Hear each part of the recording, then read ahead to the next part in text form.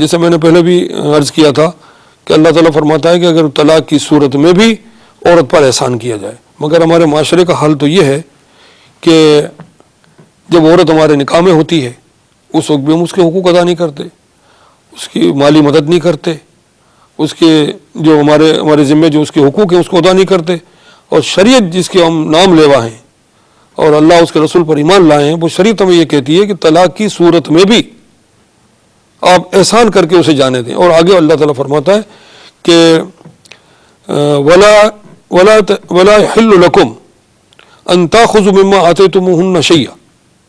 اگر آپ نے اپنی بیوی کو خدا نخواستہ طلاق دی اور طلاق سے پہلے جو کچھ آپ اس کو دے چکے ہیں اس میں سے آپ کچھ بھی واپس نہیں لے سکتے، یہ سارا کا سارا جو آپ نے اس کو دیا تھا یہ اب اس کا ہے۔ مگر ہمارے معاشرے میں نے خود دیکھا ہے، آپ نے بھی دیکھا ہوگا کہ یہاں تو چیزوں کے بٹوارے ہوتے ہیں، یہ ہم نے دیا تھا اور یہ آپ نے دیا تھا اور یہ ہم لے لیں اور یہ آپ لے لیں، ہم کہاں جا رہے ہیں؟ اللہ تعالیٰ فرماتا ہے لقد کان لکم فی رسول اللہ اسوۃ حسنہ،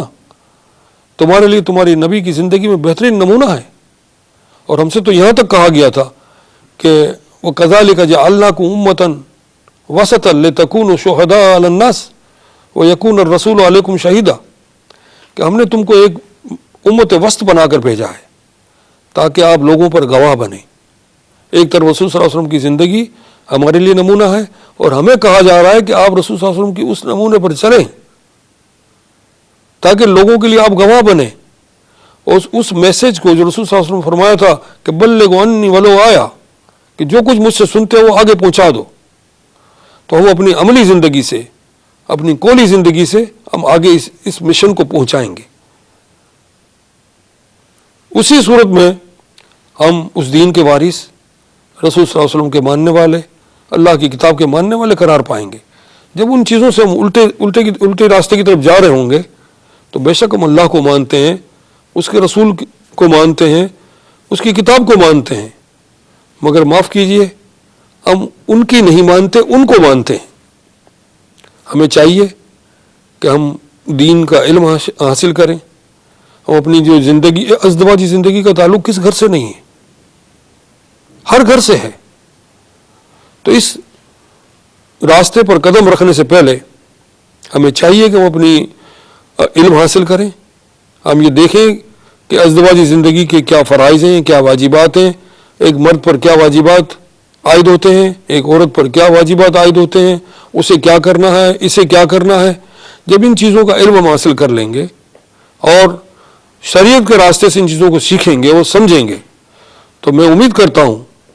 کہ انشاءاللہ تعالیٰ کبھی یہ مراحل نہیں آئیں گے کہ گھر جو ہے وہ برباد ہوں، میاں اور بیوی کے تعلقات خراب ہوں یا خدا نخواستہ ان کے درمیان طلاق ہو۔ اور جب یہ صورتیں مرد اپنی عورتوں کو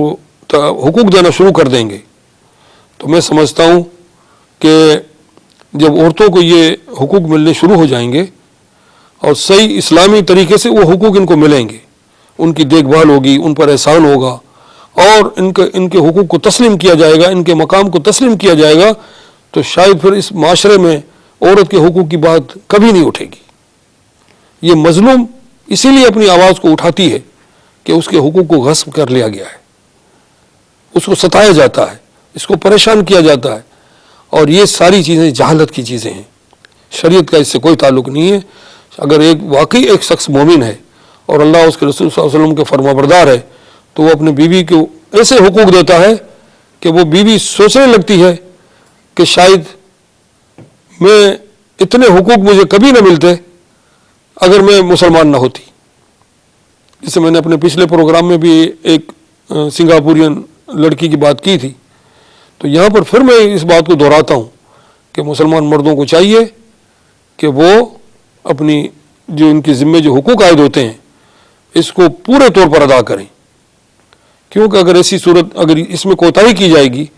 تو یہ عورتیں مجبور ہوں گی کہ وہ بیچاری کام کاج کے لیے بھی اور اپنی کفالت کے لیے بھی اپنے گھروں سے نکلیں گی، اور اس صورت میں جب ان پر ملامت کی جائے گی تو میں یہ سمجھتا ہوں کہ اس میں قصور مرد کا ہوگا، اس بیچاری عورت کا نہیں ہوگا۔ اس لیے ہمیں چاہیے کہ ہم دوبارہ پلٹیں، اللہ اس کے رسول صلی اللہ علیہ وسلم کی طرف واپس آئیں اور آخرت کا خوف اپنے اندر رکھتے ہوئے جو اللہ اس کے رسول صلی اللہ علیہ وسلم نے جو ہمیں طریقے بتائے تھے اور جو ہمیں تلقین کی تھی اور جس چیز کو فرائض اور واجبات قرار دیا تھا اس کو بڑی محبت اور بڑے اطمینان اور آخرت کی جزا اور اللہ تعالیٰ کی رضا کو سامنے رکھتے ہوئے اس پر عمل کریں۔ انشاءاللہ مجھے امید ہے کہ ہم اپنے ایسے خاندانوں کو وجود میں لائیں گے جو ایک بہترین قوم بنے گی، اور جب یہ قوم اپنے گھر سے درست ہوگی، اس کی تربیت ہو چکی ہوگی، تو یہ قوم دنیا کی قیادت کرے گی۔ امید کرتا ہوں کہ اللہ تعالی ہم سب کو ہدایت عطا فرمائے۔ وآخر دعوانا ان الحمد للہ رب العالمین۔ هو الله الذي لا إله إلا هو الرحمن الرحيم الملك القدوس السلام